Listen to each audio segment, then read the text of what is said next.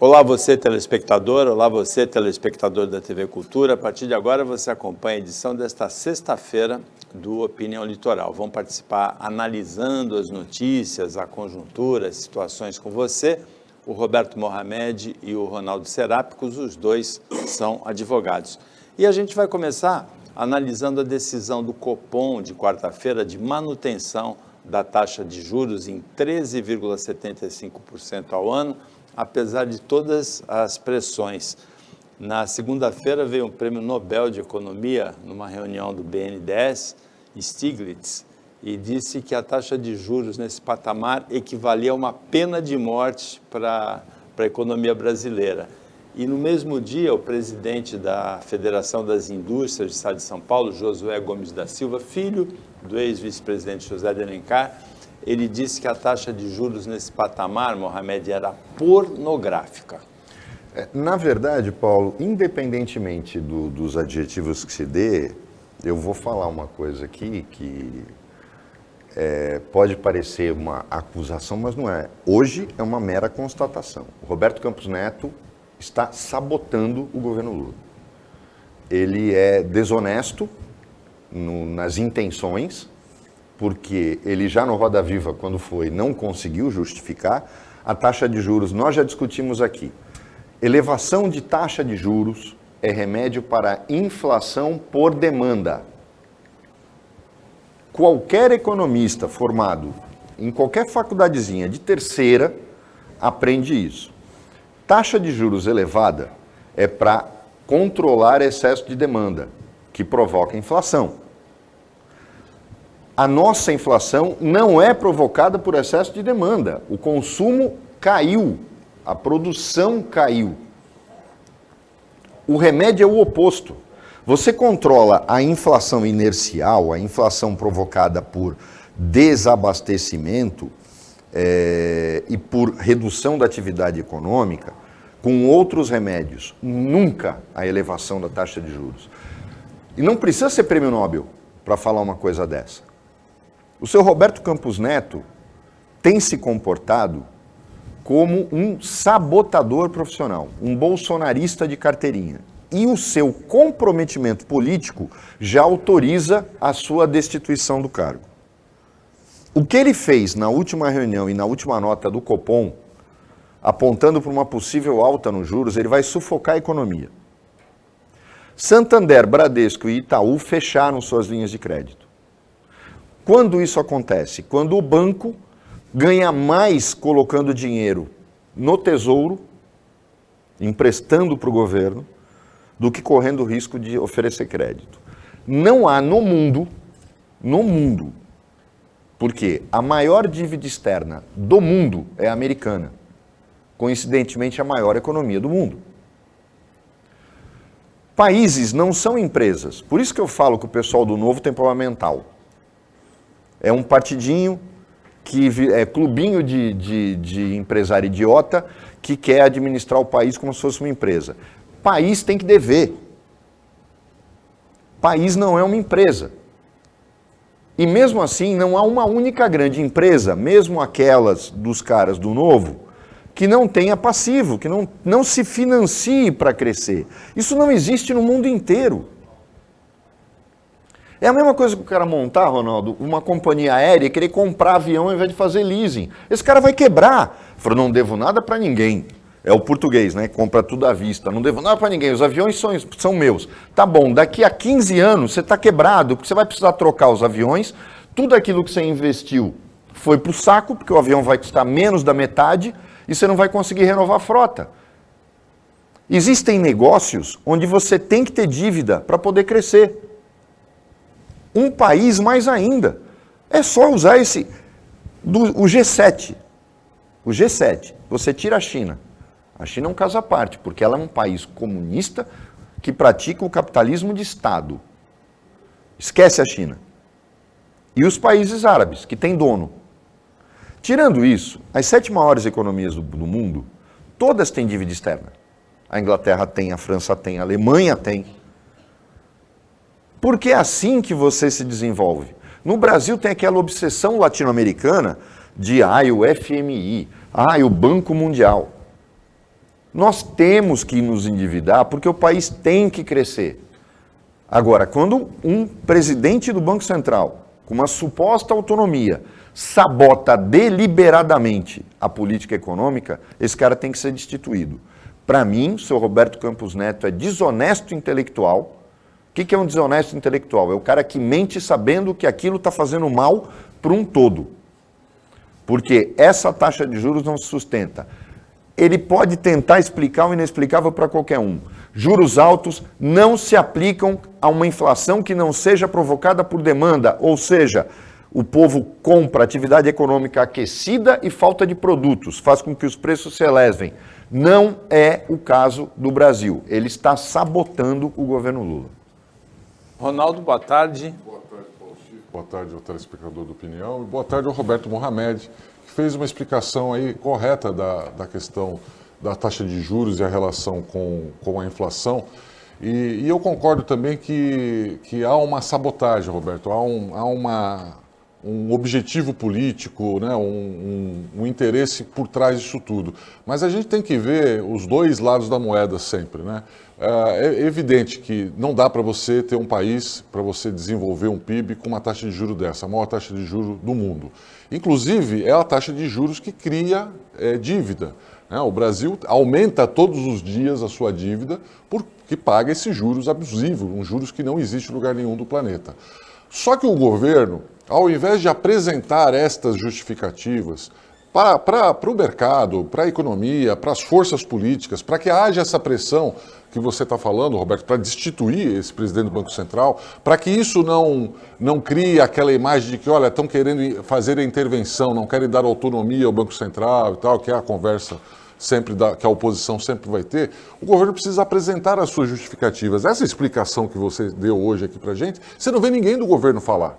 O pessoal do governo fala, olha, esses caras estão querendo quebrar o país. Em compensação, ninguém explica as sistemáticas declarações que os membros do governo e do Partido dos Trabalhadores dão todos os dias, que desestabilizam a economia. A Bolsa caiu 3 vezes seguidas, não só por causa da taxa de juros, mas por declarações desastrosas do presidente da República e do ministro da Economia, que não diz qual que é a reforma tributária que vai fazer. A única coisa que ele explicou até agora de reforma tributária é que vai haver uma desoneração de imposto de renda das primeiras faixas, o que é bom, porque é um absurdo uma pessoa hoje ganhar R$ 2.500 e pagar imposto de renda, tudo bem. Só que vai haver uma despesa para isso. E o mercado quer saber como é que nós vamos pagar essa despesa, esses 10 ou 12 bilhões de reais que devem ser arrecadados a menos. E o ministro da Economia não tem resposta para isso. Então eu acho que o governo comete muitos erros e isso acaba fortalecendo a posição do sabotador, de um presidente do Banco Central que não está agindo tecnicamente, está agindo politicamente e enfrenta um governo que não tem capacidade técnica de explicar para as forças políticas brasileiras, para o mercado, por que essa taxa de juros tem que cair. Bom, a taxa Selic, para a gente ter uma ideia, ela remunera a dívida pública federal e dos estados e municípios. 6 trilhões a dívida pública brasileira, mais de 6 trilhões. Nesse ano, com 14% ao ano, daria 840 bilhões de reais de juros para 25 mil famílias que têm esses títulos da dívida pública ou bancos, né? Para se ter uma ideia, 840 bilhões de juros. O Auxílio Brasil do ano passado foi de 91 bilhões. Os juros, 840 bilhões, para a gente ter uma referência. Mas para isso, para eles, o Roberto Campos Neto está deixando claro, e aí vem a necessidade de uma intervenção imediata no Banco Central. Ele está deixando claro que ele trabalha para Faria Lima, porque é lá que se concentram os credores do Tesouro Brasileiro. Quando você paga esse volume de juros numa economia como a nossa, você está vendendo o país. Então isso é lógico, mas uma coisa eu concordo com o Ronaldo. Foi a mesma coisa que a declaração do Lula anteontem, de que foi uma armação do Moro. Agora, antes de ir para esse assunto, o dólar hoje opera em alta 5,30. A gente está matando a economia. O dólar, enquanto ele não descer de 5, ele nunca vai voltar a 3. Mas o dólar jamais poderia se sustentar acima de 4,50, 4,40. Não há justificativa para isso. O Banco Central tinha uma política que foi abandonada pelo Guedes, de atacar a alta especulação com o dólar. O dólar obedece à questão da oferta. O Banco Central, eu já cansei de dizer aqui, Brasil, nenhum país do mundo, tirando os Estados Unidos, que fabrica o dólar, nenhum país do mundo tem, proporcionalmente ao seu PIB, a quantidade de reservas cambiais que nós temos. É escandaloso. Perfeito. É escandaloso. Ninguém fala isso. Porque todo mundo fala economia, economia, economia. Um país que tem as reservas cambiais que o Brasil tem, o Brasil podia parar de exportar por uns 5 anos. Ele ia ter dólar para continuar operando no mercado. É escandaloso o que nós temos de reserva cambial. Por quê? Porque durante 4 anos do Guedes, ele não fez o que foi feito desde o tempo do Fernando Henrique, que é jogar dólar no mercado, entrar como player no jogo porque o dólar é uma commodity. Além de ser uma moeda, ele é uma commodity. O Banco Central entrava no papel de player e não no papel de centralizador ou de gestor da reserva cambial e jogava dólar no mercado. Quando ele fazia isso, o dólar refluía. Porque o excesso de moeda no mercado, ele é uma commodity. No Brasil, ele é uma commodity.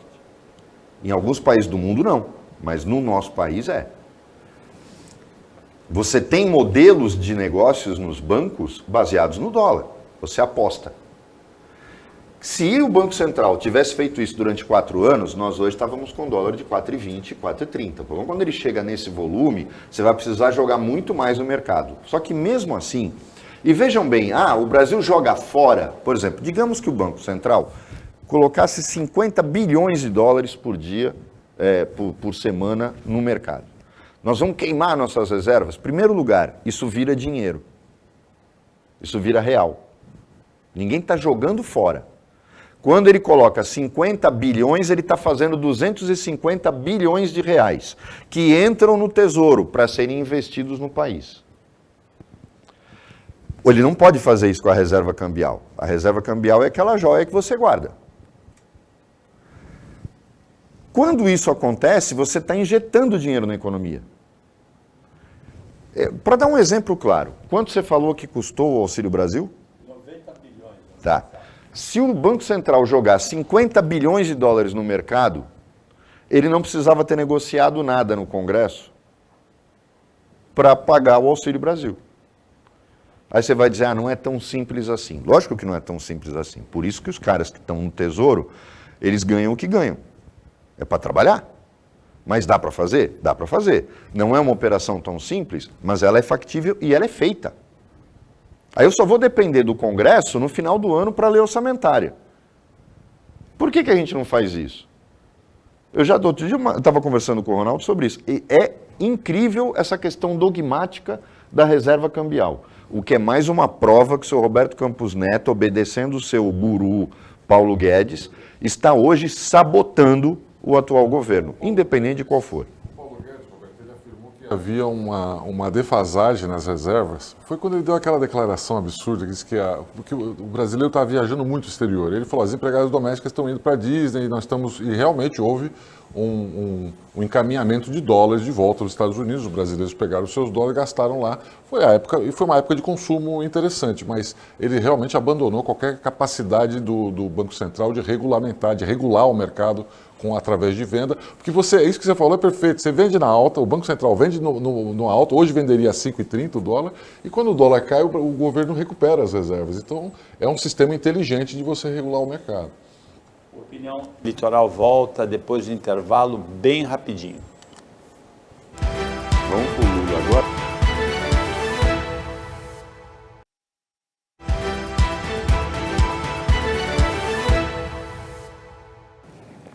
Voltando com a Opinião Litoral desta sexta-feira, Ronaldo Serápicos e Roberto Mohamed estão comentando as notícias com você, telespectadora, com você, telespectador. Mohamed, o presidente Lula enfrentou uma semana difícil.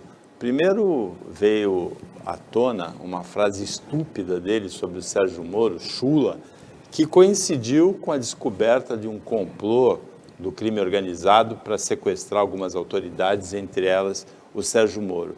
Depois ele acusou de ser armação, uma possível armação, outra frase idiota do Lula de ser uma armação. Foi diagnosticado com pneumonia, adia a viagem à China. E a tramitação das medidas provisórias no Congresso virou uma questão de braço de ferro entre o Rodrigo Pacheco, presidente do Senado, e o Arthur Lira, o presidente da Câmara. O grande problema, Paulo, é que a gente trocou um ignorante por outro. A gente se livrou do Bolsonaro, que era um ignorante, para colocar o Lula, que é outro ignorante. Mas o maior problema da ignorância do Lula ele não era assim no primeiro mandato. Ele está colocando o ódio dele pelo Sérgio Moro e por aqueles que o colocaram na cadeia acima de qualquer coisa. E aí ele está comprometendo a economia. Os bolsonaristas criticaram quando eu falei que o Bolsonaro era burro, e é burro mesmo, e o Lula está sendo mais burro que ele. Errou em tudo. Como eu falei, se tivesse queimado reserva cambial, e aí vamos explicar uma coisa também. Não é o Roberto Campos Neto que decide. Reserva cambial é do Ministério da Fazenda, do Secretário Nacional do Tesouro. Então, o Lula podia ter feito isso. É um dogma que vem desde o Pedro Malan e que nenhum deles perde. Tudo aquilo que a gente falou aqui não dependia do Roberto Campos Neto e calava a boca dele. Fazia com que ele ficasse sem ação. Falta o quê? Inteligência. Ao invés do Lula ter xingado o Roberto Campos Neto, ter dito que era um absurdo a independência do Banco Central, ele podia ter agido, feito a parte dele e acabava com... O governo não faz a sua parte e critica o Banco Central. Isso que eu estava cobrando. Aí mostra deixa a Gleisi falar bobagem. Pois é, que não, deixa, que não o é único governo. o único que está se comportando de uma forma, na minha opinião, até surpreendente, é o Flávio Dino. E aí foi o grande problema. Os caras estão colocando um vídeo do lado do outro. O Lula falando bobagem de que era armação e o Flávio Dino explicando o que realmente aconteceu e que já estão investigando desde janeiro. Então, olha bem aonde chega a capacidade do Lula. O governo hoje tinha que estar demonstrando que a ida do Flávio Dino, por exemplo, para o Rio de Janeiro, não tinha nada a ver com negociação com facção armada. Tinha a ver com inauguração de projeto. Quer dizer, o governo perde tempo, ao invés de mostrar que os bolsonaristas estão sendo cretinos, são mentirosos, e fica criando coisas mais ainda baseadas na vingança. Única e exclusivamente em vingança de quem o colocou na cadeia. Isso é cretino demais. É burrice demais. Este governo está mostrando que está completamente perdido porque ele tem um objetivo: se vingar daqueles que ousaram colocar o PT na quase erradicação no final do governo Dilma. Sim. Quer dizer, e aí, indo pelo caminho errado, não faz o que podia fazer, fica reclamando do que não pode fazer, e aí faz um negócio desse. O que o Lula fez ao dizer que era armação o que aconteceu, quando o próprio Flávio Dino já tinha mostrado para todo mundo que realmente aconteceu, e o governo reconhece, e o Flávio Dino aí teve dignidade. A gente já criticou o Flávio Dino aqui, mas ele teve dignidade. Falou, não, ameaçar um senador da República, não importa se era da situação ou oposição, é um absurdo e tem que ser apurado. O Lula fala um negócio desse? Eu acho, quando eu falei aqui uma vez, o Lula entrou na fase Silvio Santos. É inimputável. Só está falando bobagem. E está atrapalhando o seu próprio governo. Aí junta com uma pessoa que já não é normal, como a Gleisi Hoffmann, só fala bobagem. A Gleisi Hoffmann tem problema mental. Isso a gente sabe. Coloca a Dilma na presidência do BRICS, tirando um cara como o Troirro, que é um cara extremamente competente, que já trabalhou, trabalhava no corpo diplomático brasileiro desde o tempo do governo Fernando Henrique. Passou pelo governo Lula, era um cara capaz e articulado com qualquer corrente. Na minha opinião, esse é muito burro mesmo. Ronaldo, será que a vingança é má conselheira? Ah, com certeza, com certeza. Eu acho que o Roberto exagera, né? Quando ele fala, não, todo mundo é ignorante, são todos idiotas e tal. Eu acho que eles são muito inteligentes, tanto o Bolsonaro quanto o Lula, são caras inteligentes, sabem o que estão fazendo, ninguém vira presidente da República à toa. Só que esses caras, assim como o entorno deles, tem um problema emocional gravíssimo. Né? Você pega o governo anterior e o entorno do presidente, e o governo atual e o entorno do presidente são pessoas que têm mágoas pessoais, traumas e e trazem isso para o governo. Eles têm um plano intelectual pré-concebido e eles deixam isso ultrapassar os limites da razão. Eu acho que quando na trajetória, você falou do PT que quase foi extinto, é verdade, o PT teve um impeachment e depois a prisão do seu principal líder, né, a única peça do PT que teria condições de disputar uma eleição e ganhar. A gente viu que o Haddad não tinha chance, fizeram pesquisa com todos os outros, era só o Lula.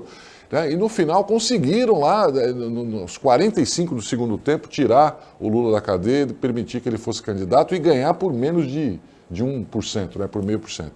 Então, eu vejo o seguinte, essas pessoas hoje são motivadas, primeiro pelo poder. Como era o presidente anterior, o presidente atual também é motivado pelo poder e as pessoas no entorno.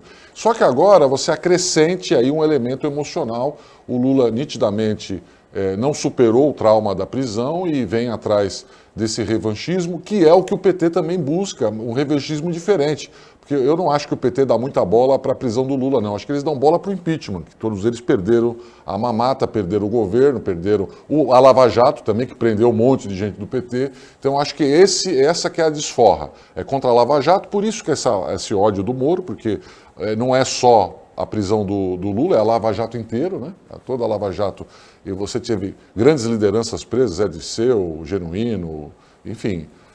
Eu acho que é isso que tem motivado essas declarações absurdas, porque não tem nenhuma justificativa. Você vê, o governo, se não tivesse essa motivação, poderia sair com frutos positivos dessa história, que foi a Polícia Federal que descobriu de um opositor, né, impediu que um opositor tivesse sido alvo de uma violência, de um ato violento, podia usar isso, que é o que o Flávio Dino tentou fazer. Olha, a nossa Polícia Federal, diferente da antiga, é isenta, trabalha, não interessa se queriam matar alguém da oposição, a polícia foi lá e realizou. Quando o Lula dá essa declaração de armação, evidentemente que ele coloca em xeque o trabalho da Polícia Federal, a Polícia Federal que ele está achando que poderia revitalizar. Então, nesse aspecto, é uma burrice. Mas eu não acho que eles são burros, não, Roberto. Eu acho que eles estão com problema emocional. Não, quando eu falo isso é porque Mohamed, ele fica, Paulo. Fica, o ódio, então, a vingança deixa você emburrecer. Mas tem uma coisa de que quem está no poder, e a gente sentia isso com o Bolsonaro e sente com o Lula também, as pessoas que estão no entorno não têm coragem de falar a verdade muitas vezes. O Bolsonaro acreditava que ele estava líder da pesquisa, que a pesquisa era falsa. Os pesquisadores não tinham coragem de falar para ele que era verdade aquilo. Olha, vamos lembrar, vou aproveitar que o Ronaldo tocou nisso, o PT ele tem um grave problema. Se na eleição com o Bolsonaro, o PT, que já sabia que o Haddad não tinha chance, ele iria... O que aconteceu em São Paulo é o que acontece sempre. Então o PT sabe que não tem chance. E aí envolve duas vezes o mesmo personagem, o que eu vou falar. Sabiam que o Haddad chegaria no segundo turno e não ia enfrentar o Bolsonaro. O terceiro colocado era o Ciro Gomes, que tem uma aceitação maior da classe média. Tinha mais chance. E se o PT abre mão da candidatura e apoia o Ciro Gomes, os dois iam para o segundo turno e provavelmente o resultado não seria aquele. E aí sim poderia impedir a posse do Bolsonaro, o país teria ido por outro lado. Vamos agora para esse ano, para o ano passado, em São Paulo. Os petistas sabiam, o PT sabia que o Haddad chegaria no segundo turno e perderia a eleição, contra qualquer adversário. Fosse Tarcísio ou Rodrigo. Sabiam que os votos do Márcio jamais migrariam para o Haddad. Mesmo assim, exigiram que o Márcio abrisse mão da sua candidatura. Quando, se tivesse feito a manobra ao contrário, lançasse o Márcio como candidato da esquerda, o Márcio manteria os seus votos, teria todos os votos do Haddad, todos, porque eles não iriam migrar para o Tarcísio nem para o Rodrigo. ele ganhava no primeiro turno. Ah, é uma matemática muito simplória, a eleição não é assim. É só fazer conta. Mas o PT tem essa característica. O PT prefere mergulhar abraçado com alguém no buraco do que ficar abraçado com alguém e ganhar. Porque se ele não for protagonista, se não for ele prefere perder. Isso é a história do PT. Mas quando o PT era o partido de oposição permanente, tudo bem, isso valia. O problema é que quando ele chega ao poder, ele continua praticando a mesma coisa. É aquele raciocínio de PSTU. Eu quero o tempo de TV, eu quero falar das minhas propostas, eu quero combater, mas não vou ganhar. Só que o PT cresceu. São Paulo, o PT não vai ganhar sozinho, nunca. Mas talvez uma aliança com o Haddad também não ganharia para senador. Mas ele teria muito mais chances, aí sim como ministro, de vir para a sucessão. Aí eles abrem mão de ter um governador totalmente alinhado com o governo federal para entregar para o cara que, na minha opinião, é o candidato da direita à sucessão do Lula, que é o Tarcísio. Por falar em candidato, o ex-presidente Jair Bolsonaro disse ontem que dia 30 ele volta para o Brasil, Ronaldo. Você tem que voltar, porque... É que o visto dele vence. O visto dele, também a situação dele também vai ficar insustentável. Mas ele tem que voltar, uma hora tem que voltar. E agora deu tempo, não só dele repensar emocionalmente, que nitidamente se abalou emocionalmente, né? Não foi normal o que aconteceu com o ex-presidente. Ele sentiu demais o golpe, acreditou que você falou, o entorno dele falou, você vai ganhar, apresentar moleza e tal, e ele acreditou naquilo lá. Aliás, isso é uma sem querer fazer comparativos, mas essa é uma coisa que acontece recorrentemente quando você tem um tirano, né? Em volta, o entorno não tem coragem de, ao longo da história, você vai encontrar vários casos, você fala, como é que esse cara chegou onde chegou? Porque o entorno tem medo. Mas veja, o Roberto estava falando o seguinte, o PT precisava de uma direita forte para poder chegar ao poder. E a direita extrema, principalmente, que hoje é representada pelo Bolsonaro, também precisa do PT. Eu acho que o Bolsonaro vem ao Brasil urgentemente, não é vai vir para bater no PT, mas não é para acabar com o PT. Ele precisa do PT se ele tiver alguma pretensão de voltar. Eu acho que ele vem para acabar com a concorrência, que são esses outros candidatos da direita, mais moderados, como o Tarcísio, que estão começando a incomodar. Você vê que os bolsonaristas não apoiam o governo Tarcísio em São Paulo. Quando é para bater no PT, tudo bem, mas quando é para apoiar as medidas do governo estadual, você vê o caso dos metroviários aí, você não viu ninguém da esquerda, da direita, extrema-direita, apoiando o Tarcísio, pelo contrário, deixaram ele apanhar sozinho lá, uma greve complicada, difícil, primeiro obstáculo que ele teve no seu governo. Eu acho que o Bolsonaro volta com essa missão, de eliminar a concorrência. Eliminar a concorrência, que nesse momento não é o PT, a concorrência hoje são os moderados. E aí tem uma coisa que chama atenção, os nomes que estão sendo apontados pela direita são muito curiosos, um deles chama atenção, eu já disse aqui no programa, que é o Zema, de Minas Gerais. O Zema não tem nada a ver com o Novo. O Novo tenta se agarrar que nem fio desencapado no Zema como exemplo, mas acontece que tira o Zema do Novo. Ele vai se eleger do mesmo jeito. E por que ele não tem nada a ver com o Novo? Porque ele ganha a eleição em Minas no primeiro turno e não elege um deputado estadual e nenhum deputado federal do Novo em Minas. Então é óbvio que o Zema não tem nada a ver com o Novo. E ele não governa como o Novo diz. O Zema senta no colo da Assembleia Legislativa de Minas, porque senão iria ter impeachment no primeiro turno, no primeiro mandato dele. A base de apoio do Zema é o Centrão, em Minas. Mas a direita nunca deu bola para partido. O Bolsonaro, qual é o partido do Bolsonaro? Exatamente. Então, mas o exemplo é claro. O Zema, aí entra o seguinte. Você ganhar o governo de Minas 2 vezes, tendo um partidinho do teu lado é uma coisa. Mas se você quer alçar um voo maior e ir para se tornar um dos candidatos da direita para a presidência da República, ele vai ter que se definir por um partido com musculatura. Porque ele precisa de tempo de TV, ele precisa de estrutura partidária, ele precisa de fundo partidário, coisa que ele não vai ter. Bolsonaro se elegeu em 2018 com o PSL. Tá, mas aí o Bolsonaro ficou... Minanico. Mas o Bolsonaro é uma... Vamos colocar, as pessoas têm mania. Exceção não é regra, é exceção. Fenômenos isolados são uma coisa completamente diferente. Collor também, né? Partido da Juventude, exatamente, PRN, né? Isso acontece... É o fenômeno que ele falou. São fenômenos ocasionais. E que passa, né? Que você vê que o Bolsonaro, para tentar a reeleição, precisou pegar o PL e juntar uma bancada gigante, né? O PL chegou com uma bancada gigante lá.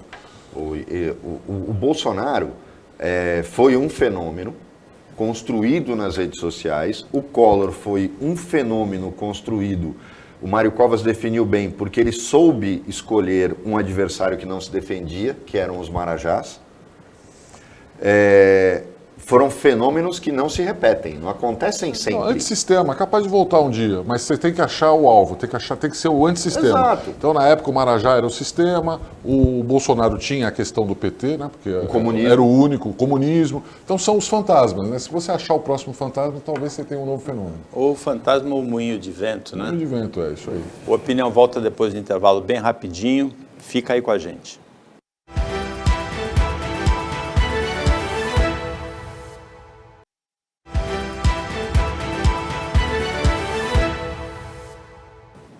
Voltando para o último bloco do Opinião Litoral desta sexta-feira, o Roberto Mohamed, o Ronaldo Serápico, os advogados estão comentando as notícias. E uma dessas notícias, de hoje inclusive, é a volta dos metroviários de São Paulo ao trabalho, aceitaram a proposta do governo. Foi a primeira crise do governo Tarcísio, Mohamed, a gente pode dizer que foi a tragédia em São Sebastião, em Bertioga. Mas é uma tragédia não política. Essa é uma tragédia, uma crise, não uma tragédia já bem politizada. Inclusive, os metroviários voltam ao trabalho com críticas duras ao governador Tarcísio. O problema vamos só colocar as coisas nos seus devidos lugares. O Sindicato dos Metroviários é controlado há 30 anos pelo PCdoB. É um sindicato político, extremamente politizado, e eu não confio neles, em hipótese alguma. Então, é preciso relativizar as críticas que vêm ao Tarcísio, porque os sindicatos metroviários, pelo seu papel até, porque o metrô é fundamental para o funcionamento da cidade. E a gente não pode esquecer que o grande aliado do PT e do PCdoB é o PSOL na eleição municipal, que é daqui a 2 anos, daqui a 1 ano e meio, e o Boulos é o candidato das esquerdas à prefeitura. Então, para mim, está se construindo já um problema que afeta o Ricardo Nunes, que não pode resolver, porque o metrô é administrado pelo Estado, mas quem paga o pato é o Ricardo Nunes. Não que seja santo, mas é esse o grande... Para mim, essa greve é o início de uma série de problemas políticos que vão se estabelecer na capital para beneficiar o Boulos. Essa é a minha visão. Eu nunca gostei da forma como o Sindicato dos Metroviários se comporta. Eu acho que a greve de metrô, ela é irresponsável, não é uma empresa como qualquer outra, e financeiramente ela não se sustenta, porque eles ganham bem. Talvez seja uma das empresas estaduais que melhor paga. O metroviário é muito mais bem pago do que a polícia militar, do que a polícia civil. Então, eu acho que a gente tem que... Divulga os salários, para ver se o povo vai apoiar um movimento grevista dos metroviários. Então, é preciso a gente pensar bem em quem controla o sindicato dos metroviários. Isso, para mim, Paulo, é essencial fazer essa observação. Já começou a disputa política aí na greve do metrô, então, Ronaldo? Lamentavelmente, Paulo, nós já estamos vivenciando e vamos continuar vivenciando em vários setores movimentos que têm interesses pessoais, políticos, em detrimento do interesse coletivo, do interesse público, da coisa republicana. Isso vai acontecer em todos os lugares, vai acontecer com sindicatos, vai acontecer com disputas No Congresso Nacional, você tem aí uma disputa entre Senado e Câmara que é para o interesse do Brasil, não é para o interesse do Brasil, é para o interesse pessoal, já é uma próxima disputa. Você vai ter aí debates políticos de assuntos importantes para o Brasil que vão ser politizados. Né? Você vai usar o debate sobre o aborto, que podia ser um debate, não vai ser um aborto, vai ser uma briga já politizada. Eles são a favor, você é contra. A mesma coisa com o sistema de governo, a mesma coisa com privatizações. Já é uma disputa de interesses pessoais. E agora o sindicato em São Paulo, que não é novidade nenhuma, sempre fez isso, novamente faz, né? As críticas duríssimas ao governador, que tem menos de 3 meses de casa, não deu ainda. Se ele vai fazer alguma besteira, não deu tempo de fazer a besteira ainda. Pode ser que ele faça, ainda não deu tempo. Então, nitidamente, já estão batendo no candidato Tarcísio, o candidato à reeleição, que é provável, ou o candidato a presidente da República, que também é uma grande possibilidade. Então já começaram a bater, concordo 100% com o Roberto com relação a isso. E a greve só acabou porque a proposta foi tão boa que o plenário aceitou.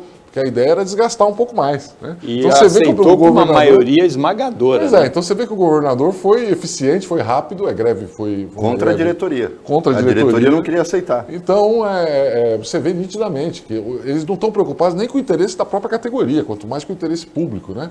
E tem que dar um jeito de acabar com essa história. Eles descumpriram uma ordem judicial, tem que ter uma penalidade para isso, descumpriram a ordem do Tribunal do Trabalho. E é a greve mais covarde de todas, você prejudicar milhões de trabalhadores por um interesse pessoal também. Mesmo que não tivesse política nessa história, você prejudicar quem não tem nada a ver com isso, realmente não tem o menor sentido. Tem que haver uma punição grave quando você coloca a população em risco, como aconteceu mais uma vez com essa greve. Alguns patrões, inclusive, ontem tiveram uma atitude lamentável, aquela de exigir a selfie do trabalhador do lado da estação do metrô para comprovar que não pôde ir trabalhar.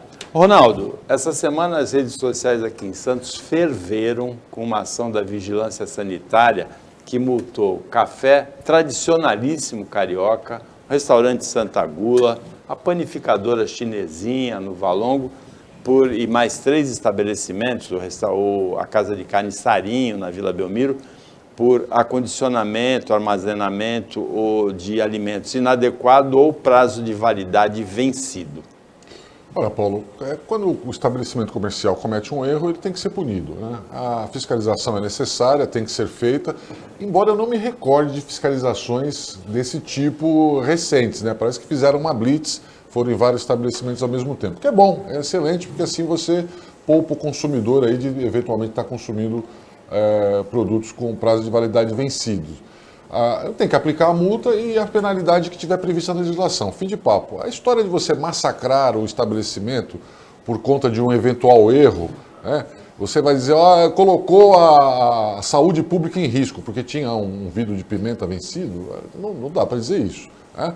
Até porque a gente sabe que o prazo de validade depende do prazo de validade. Quando você coloca lá 2 meses de prazo de validade, significa que tem uma margem, tem uma folga. Então ninguém ia morrer se comesse uma pimenta daquela forma. Então, não sei se aconteceram exageros, não tenho elementos suficientes para dizer. Acho que você fechar uma casa tradicional por conta de 2, 3 itens vencidos, talvez tenha sido um exagero. Agora, hoje é muito complicado porque você tem que dar publicidade aos atos públicos, né?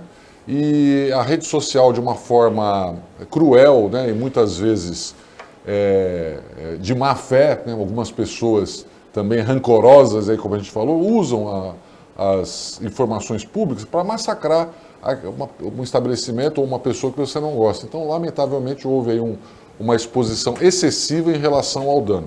Quem errou tem que ser punido, tem que multar. Se a casa não tem condição de funcionar, fecha, mas não me pareceu que fosse o caso.